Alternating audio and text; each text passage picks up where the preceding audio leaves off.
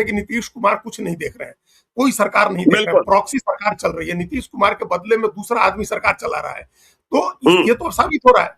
कि भाई नीतीश कुमार के जानते बूझते तो नहीं हो रहा होगा ना, नीतीश कुमार की जानकारी में तो घोटाले नहीं हो रहे होंगे, इस तरह का भ्रष्टाचार तो नहीं हो रहा होगा। तो नीतीश कुमार को जानकारी नहीं थी और प्रॉक्सी सरकार चल रही थी, और प्रॉक्सी सरकार जो लोग चला रहे थे उनकी बड़ी जवाबदेही है, क्योंकि ये घोटाला जितने इसमें राज खुलेंगे उससे एनडीए कटघरे में आएगी। प्रधानमंत्री का नारा रहा है कि न खाऊंगा न खाने दूंगा। फिर आपकी सरकार चल रही थी 2024 के जनवरी से, और अभी आज हम लोग मई में बात कर रहे हैं, मई खत्म हो रहा है। तो जिस 2-2.5 साल की बात हो रही है, जिस 2-2.5 साल के पीरियड की बात हो रही है, ये 2-2.5 साल तो एनडीए की सरकार के ही रहे हैं। बिल्कुल। और उसके पहले के भी अगर मान ले कि जो जब लालू यादव के साथ थे नीतीश कुमार, तब भी अगर रिशु श्री कुछ करता था, तब भी नीतीश कुमार पर जवाबदेही आएगी, क्योंकि मुख्यमंत्री तो नीतीश कुमार ही थे, तो जवाबदेही तो उनकी सरकार पर आएगी, जेडीयू के ऊपर। तो ये इसका पॉलिटिकल एंगल जो है, पहलू, राजनीतिक पहलू जो है, उसको भी देखना चाहिए है, क्योंकि इस नजरिए से देखा जाएगा। अपोजिशन को एक मौका मिलेगा, अगर इसमें जितने राज खुलेंगे उससे अपोजिशन को एक मौका मिलेगा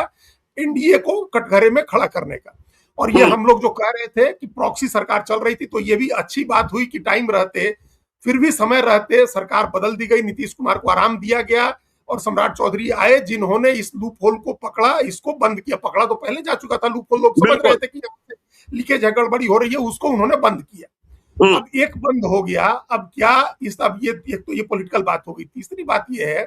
कि क्या एक ही आदमी या एक ही विभाग में इस तरह से बिचौलिए का खेल चल रहा था, या दो ही विभाग में बिचौलिए का खेल चल रहा था, जिससे इसको लेकर के जो बातें आ रही है आवास का या नगर विकास का या ऊर्जा का, जी बिल्कुल, तो इन्हीं में तो नहीं हो रहा होगा, और एक ही व्यक्ति सारे काम नहीं कर रहा होगा। तो क्या इस तरह का कोई चल रहा था, कार्टेल बना करके बिहार में सांस्थायिक तरीके से ऑर्गेनाइज्ड क्राइम खत्म हो गया और ऑर्गेनाइज्ड करप्शन हो रहा था क्या बिहार में?